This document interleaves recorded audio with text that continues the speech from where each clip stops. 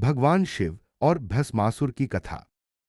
हिंदू धर्म में भगवान शिव को भोलेनाथ कहा जाता है क्योंकि वे अपने भक्तों की सच्ची भक्ति से शीघ्र प्रसन्न होकर उन्हें वरदान दे देते हैं, लेकिन कई बार उनकी यही सरलता और करुणा देवताओं के लिए संकट बन जाती थी। ऐसी ही एक प्रसिद्ध कथा है भस्मासुर की, जिसने भगवान शिव से ऐसा वरदान मांगा कि स्वयं शिव को भी संकट में डाल दिया।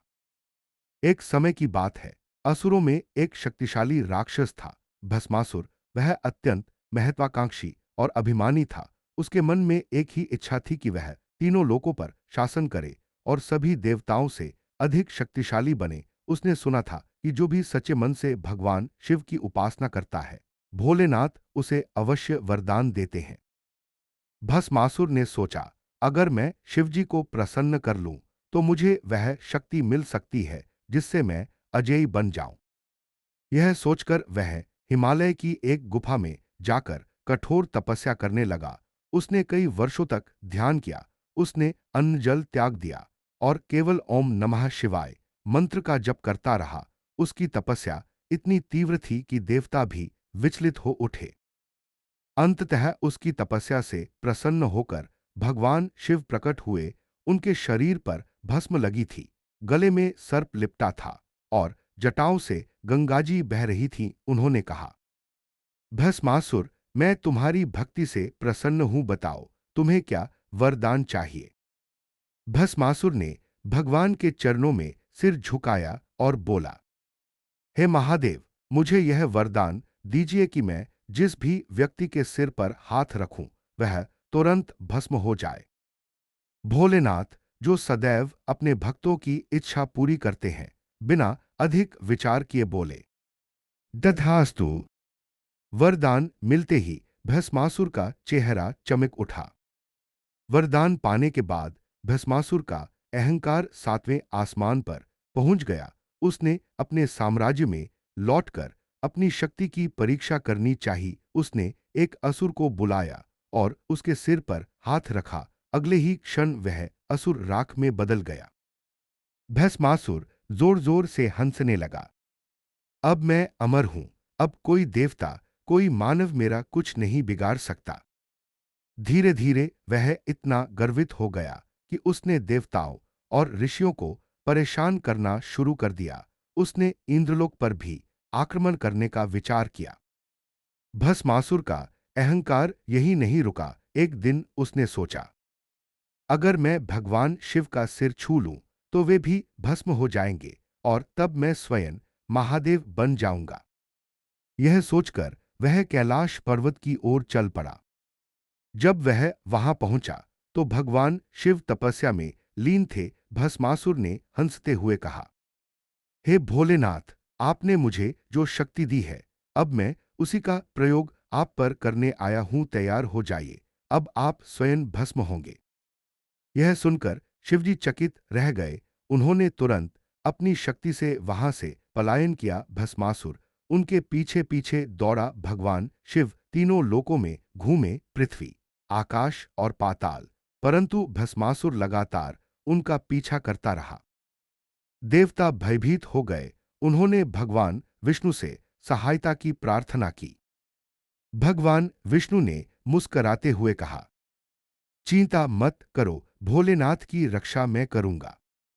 उन्होंने एक अद्भुत रूप धारण किया। मोहिनी, एक अत्यंत सुंदर और मोहक स्त्री का रूप। मोहिनी का सौंदर्य देखकर देवता, असुर सभी मंत्रमुग्ध हो जाते थे।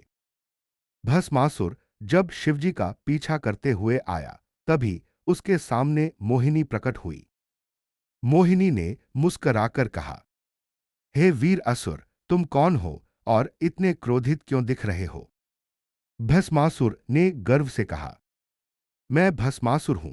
मुझे शिवजी ने वरदान दिया है कि जिसके सिर पर मैं हाथ रखूं वह भस्म हो जाता है। अब मैं तीनों लोकों का स्वामी बनूंगा।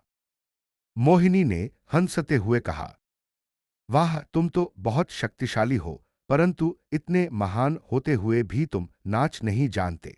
क्या तुम मेरे साथ नृत्य नहीं करोगे।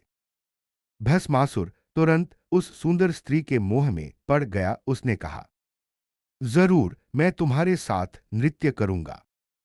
मोहिनी ने नृत्य शुरू किया। वह एक एक कर सुंदर मुद्राएं दिखाने लगी। भस्मासुर भी उसकी नकल करने लगा। कभी मोहिनी अपने दोनों हाथ आकाश की ओर उठाती, कभी सिर के ऊपर ले जाती, कभी कमर मोड़ती, तो कभी दोनों हाथों को सिर के ऊपर घुमाती। भस्मासुर मंत्रमुग्ध होकर उसकी हर मुद्रा की नकल करता गया। और फिर जब मोहिनी ने धीरे से अपने दाएं हाथ को अपने सिर पर रखा, भस्मासुर ने भी वैसा ही किया। जैसे ही उसका हाथ उसके सिर पर लगा, वह तुरंत भस्म हो गया। इस प्रकार भगवान विष्णु ने अपनी बुद्धि और माया से भोलेनाथ को बचाया। भगवान शिव प्रकट हुए और बोले, नारायण, आप सदा ही संकट में मेरी रक्षा करते हैं, मैं आपका आभारी हूं। भगवान विष्णु ने नम्रता से कहा, महादेव, यह तो मेरा कर्तव्य था। संसार तभी सुरक्षित रहेगा जब आप रहें। देवताओं ने प्रसन्न होकर दोनों देवों की स्तुति की। कथा का संदेश। इस कथा से हमें कई महत्वपूर्ण बातें सीखने को मिलती हैं। एक, अहंकार का अंत निश्चित है। भस्मासुर को अपनी शक्ति पर घमंड हुआ और वही शक्ति उसके विनाश का कारण बनी। दो, वरदान भी विवेक से मांगना चाहिए। गलत उद्देश्य से मिला वरदान स्वयं के लिए विनाशकारी हो सकता है। तीन, भोलेनाथ का हृदय करुणा से भरा है। वे भक्त की सच्ची भावना देखते हैं, परंतु हमें यह भी समझना चाहिए कि शक्ति का सदुपयोग ही शिव की सच्ची आराधना है। चार, विष्णु और शिव एक ही परम तत्व के दो रूप हैं। इस कथा में दोनों देवों का परस्पर सहयोग दर्शाता है कि ईश्वर का स्वरूप अद्वैत है, कोई द्वंद्व नहीं, केवल एकता है। भस्मासुर की कथा हमें यह सिखाती है कि भक्ति और शक्ति दोनों तभी कल्याणकारी हैं जब उनमें विनम्रता और सद्भावना जुड़ी हो। भोलेनाथ अपने भक्तों को कभी निराश नहीं करते, परंतु वे यह भी चाहते हैं कि हम अपने वरदानों का उपयोग संसार के हित में करें, न कि उसके विनाश में। यही है भगवान शिव की सच्ची महिमा, जो भस्म से सजे हैं पर संसार को जीवन देते हैं।